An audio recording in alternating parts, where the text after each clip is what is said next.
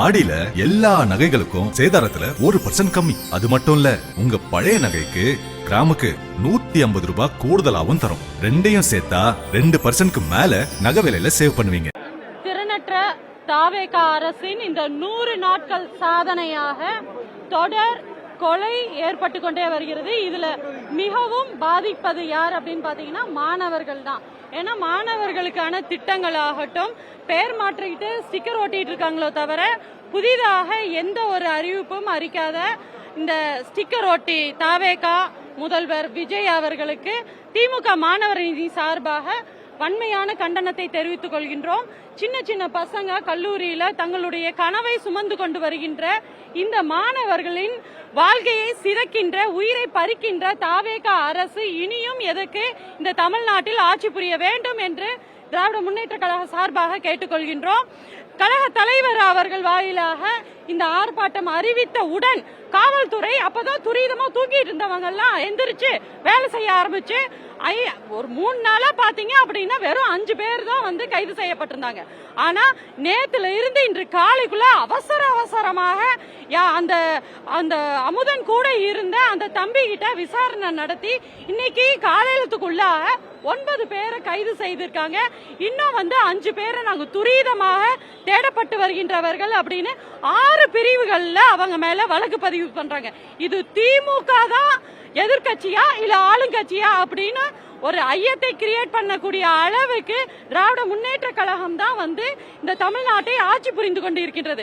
கழக தலைவர் ஐயா முத்துவேல் கருணாநிதி ஸ்டாலின் அவர்கள் இருக்கும் வரை எந்த ஒரு ஆட்சியாக இருந்தாலும் சரி, அது வந்து மக்களுக்கான உரிமையை, மக்களுக்கான பாதுகாப்பை திராவிட முன்னேற்ற கழக தலைவர் அவர்கள் தான் உறுதிப்படுத்திக் கொண்டு இருக்கின்றார் என்பதை இந்த நேரத்தில் இதன் வாயிலாக தெரிவித்துக் கொள்கின்றோம். இளம் தலைவர் அவர்கள் தொடர்ந்து இந்த அமுதன் கொலை வழக்கை பற்றி பேசுறாரு. சட்டமன்றத்தில் பேசும் பொழுது என்ன சொல்றாங்க அப்படின்னா, அது திங்கக்கிழமை பேசிக்கலாம், திங்கக்கிழமை வரைக்கும் நீங்க தூங்கி எந்திரிச்சு வருவீங்க, எங்களுக்கு வந்து ஹனிமூன் பீரியட் கொடுங்க, நாங்க அதுக்கப்புறம் நாங்க எப்படி ஒர்க் பண்றோம்னு பாருங்க அப்படிங்கிற வரைக்கும் இங்க மக்கள் செத்துக்கிட்டு இருப்பாங்க, நாங்கெல்லாம் வேடிக்கை பார்த்துக்கிட்டு இருப்போம் நீங்க நினைக்கிறீங்களா? கழக தலைவர் ஒரு போதும் இந்த மாதிரி மக்களை நடு தெருவில் இன்னலுக்கு விட்டுட்டு அவர் வந்து வீட்டுல படுத்து தூங்குவாரு இந்த தாவேகா முதல்வர் மாதிரின்னு நினைச்சிடாதீங்க. நேற்று இரவு வரைக்கும் பாத்தீங்க அப்படின்னா இந்த தமிழ்நாடு மக்களுக்கு நம்ம எப்படி பாதுகாப்பாக இந்த திராவிட முன்னேற்ற கழகம் செயல்படும் அப்படிங்கறத தான் தொடர்ந்து அவருடைய சிந்தனையாக இருந்து கொண்டு வருகின்றது.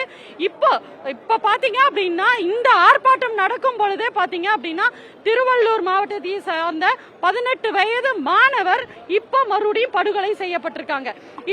அதன் வாயிலாக நாங்க தாவேகா அரச ஒரு கேள்வி கேட்டுக்கிறோம். நீங்க என்னதான் பண்ணிட்டு இருக்கீங்க? உங்களுடைய கட்டுப்பாட்டுல, விஜய் அவர்களுடைய கட்டுப்பாட்டுல இருக்கக்கூடிய காவல்துறைய நீங்க என்ன ஏவல் துறையாக திமுக மீது சட்டமும் கைதும் பாய்கின்றதை தவிர தொடர்ந்து மக்களுக்கு பாதுகாப்பு அப்படிங்கறது கேள்விக்குறியாகிட்டு இருக்கு. இல்ல, நாங்க ஆர்ப்பாட்டம்னு அறிவிச்ச உடனேவே கைது நடவடிக்கை விசாரணை துரிதப்படுத்தி இருக்காங்க. அதுலயே உங்களுக்கு தெரிஞ்சிருக்கும், திமுக களத்துல இறங்குறாங்க அப்படின்னா அவங்களுக்கு ஒரு பயம் இருக்கு இல்லையா? அந்த பயம் இருக்கும் வரை இந்த தமிழ்நாட்டை ஐயா முத்துவேல் கருணாநிதி ஸ்டாலின் அவர்கள் தான் ஆளுகின்றார் அப்படிங்கிறது தான் இதன் பொருள்.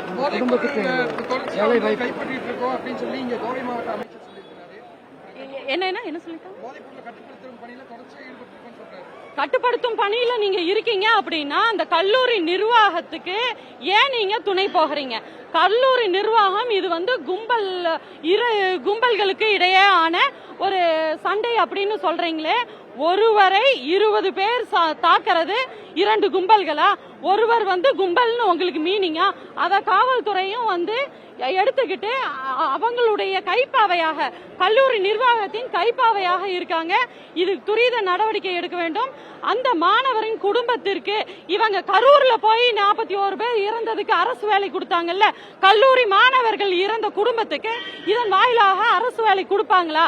எங்களுடைய கேள்வியாக இதை முன்வைக்கின்றோம். எங்களுடைய திமுக சார்பாக கள்ளக்குறிச்சி மாவட்ட செயலாளர் அவர்கள் அந்த வீட்டுக்கு சென்று அமுதன் அவர்கள் குடும்பத்தாருக்கு நிதியுதவி 2 லட்சம் கொடுத்திருக்காங்க. தாவேகா என்ன கொடுத்திருக்காங்க? தேர்தலுக்கு முன்பாக அப்படின்னா அனிதா வீட்டுக்கு போவாங்க, தரையில உட்காருவாங்க. இப்ப இந்த வருஷம் பாத்தீங்க அப்படின்னா 4 பிள்ளைங்க இறந்திருக்காங்க. அந்த பக்கம் திரும்பி கூட பார்க்காத ஓடுகாலி முதலமைச்சர் இதுக்காக தன்னுடைய பொறுப்பை, இந்த பதவியை நீக்க வேண்டும், பதவியிலிருந்து விலக வேண்டும் என்று இதன் வாயிலாக நாங்கள் குறிப்பிட்டுக் கொள்கிறோம். ஆடி மாதத்தில் வாங்கும் தங்கம் மகாலட்சுமியின் அருளை வீட்டிற்கு வரவேற்கும் மங்களத்தின் அடையாளம். இந்த ஆடியை லலிதா ஜுவல்லரியின் பொன்னான ஆடி ஆஃபரோடு கொண்டாடுங்கள்.